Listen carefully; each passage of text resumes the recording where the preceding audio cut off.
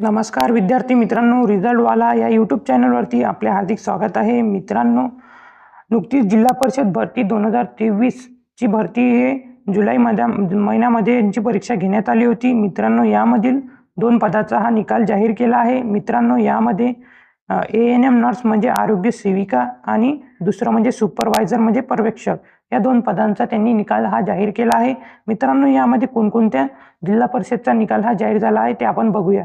मित्रांनो, यामध्ये पुणे जिल्हा परिषदचा यांनी निकाल जाहीर केला आहे आणि दुसरी जिल्हा परिषद म्हणजे अहमदनगर जिल्हा परिषद या जिल्हा परिषदचा निकाल हा यांनी जाहीर केला आहे. यामध्ये मित्रांनो पदे आहेत आरोग्य सेविका आणि पर्यवेक्षक या 2 पदांचा निकाल यांनी हा जाहीर केला आहे.